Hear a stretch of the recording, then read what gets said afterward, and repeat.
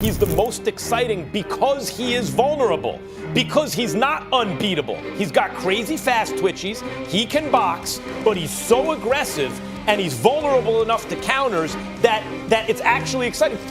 Tank got that Tyson-esque fast twitchies and the power, but because he's getting hit in exchange more. Tank, hold up, Gervonta, you are a... I don't care what anybody says. You can be all that rah-rah thug life and scream and jock your head on Chief Keef Sosa. Man, with your sucking lips, get out of here. It's a tank. Who can fight a tank? Okay. Once he fires, it's When discussing devastating punching ability, you've got your solid hitters, your serious threats, and then you've got Gervonta "Tank" Davis occupying his own tier. For a guy his size, Tank generates an explosive kind of force that completely contradicts what the eye expects. A quick glance might leave you wondering how somebody so compact can unload with that much wrecking ball impact, but as soon as that opening bell sounds, the answer becomes brutally obvious. Tank, to me, man, is a dangerous man, but he's at his most dangerous point when he's looking in your head, he's smiling and shaking his head and walking towards you. Yeah. You're done. Yeah, you're done. Because it's almost like he beats you and he's tasting your blood. Oh, you taste good. As serious as he can be, at basically every point of a promotion, and every point of the beginning of a fight, and then once he starts to crack a smile, it's like, what can you do? Then you observe his opponents collapsing as though their connection to the fight suddenly vanished, totally disconnected from what's happening around them. That's the moment you understand this isn't just promotional talk, it's destruction playing out in slow motion. Fighters frequently comment that he doesn't even resemble a typical knockout specialist. No bulging muscles, no physique like a bodybuilder, just raw explosive power concealed behind a calm, unassuming demeanor. Skill for skill, none of these guys can mess with me, like nobody. I feel like my skills is way better than like Floyd. Like if I'm on my game. Well, I take that back. Right hand to hand. But skill wise, nobody on TV that's fighting right now have more skills than me. Nobody. Like talking about top to bottom list of fighters that's fighting. Tank never hurries his opponents. He studies every single move, allows them space to operate, and lets them convince themselves they're safe. Then in the blink of an eye, the lights go out completely. That goes beyond ordinary boxing power. It's a meticulously controlled detonation unfolding inside the ropes. What genuinely makes Tank so perilous isn't merely the knockout itself, it's the masterful setup that precedes it. As Andre Ward once remarked about elite fighters, they compete the way they've lived their lives. It was my first time watching him. I seen him a video on Instagram, man. I looked up his highlights too.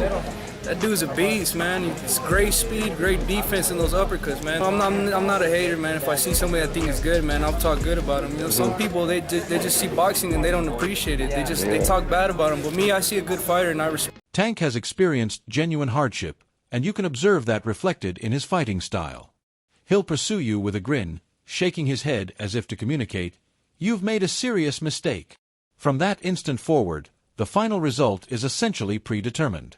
He dismantles you psychologically before he ever lands a damaging blow. One opponent summed it up perfectly. When Tank starts flashing that smile mid-fight, it's because he already knows he holds all the cards. He operates in that Mike Tyson headspace where fear transforms into motivation, and the finish becomes simply a question of when. But Tank, one thing I can say about Tank is he's smart. He can box. Yes. And he's explosive. You believe there's a chance the other guy can win, and that makes it even more exciting, to say nothing of the pace he sets, the level of action, the level of bombs that are thrown by Tank, and as he fights better opposition, the number that will be coming back at him. Yeah, he's guaranteed thrills for the dollar. And here's the most remarkable part. Tank isn't just a slugger. He's a strategist operating behind controlled mayhem. Sparring partners describe his defensive abilities as almost otherworldly. He can transition from a high guard to a cross guard to slick head movement in a matter of seconds. Not over the course of rounds, not even across multiple exchanges, just seconds. One misstep, one slight shift, and you're connecting with nothing but empty space.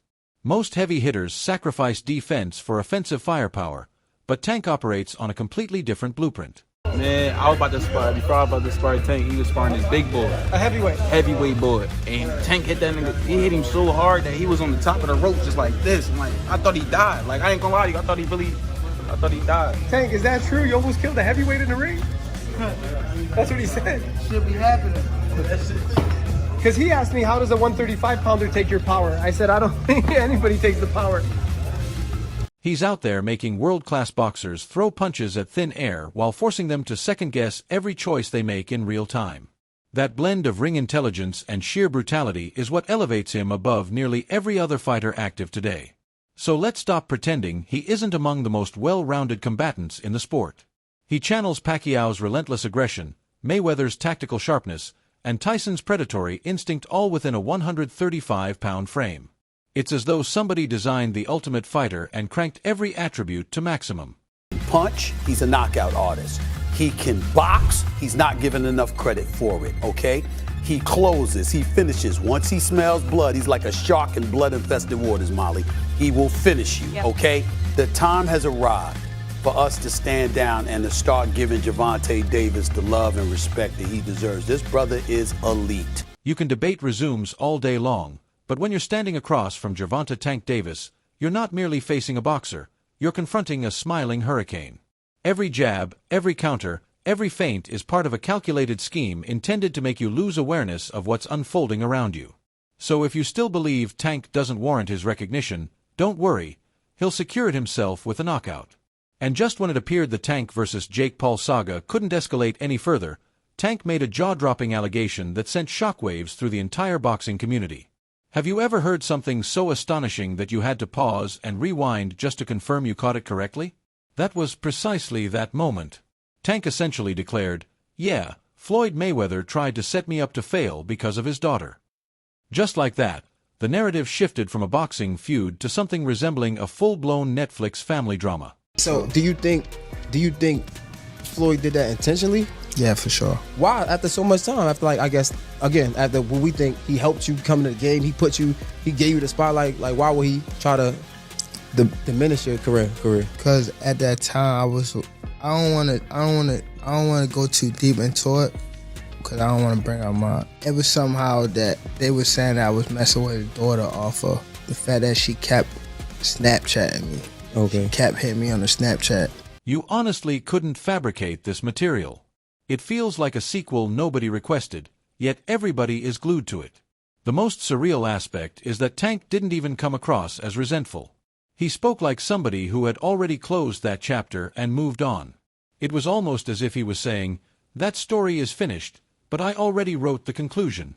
You could detect the composed assurance of somebody who survived boxing's internal politics and emerged on the other side with both gloves still on.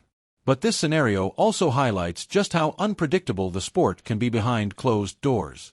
People always discuss promoters, legacy, and money, but jealousy frequently operates as the hidden force causing the most destruction.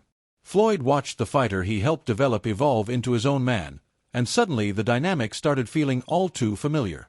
Tank had surpassed the constraints that once held him, and from that point forward, the old-school approach of keeping fighters in line no longer worked. Floyd bugged out. Okay. So that's what made it like. And you think that was the downfall of y'all career? I mean, y'all No, it was a downfall. not career.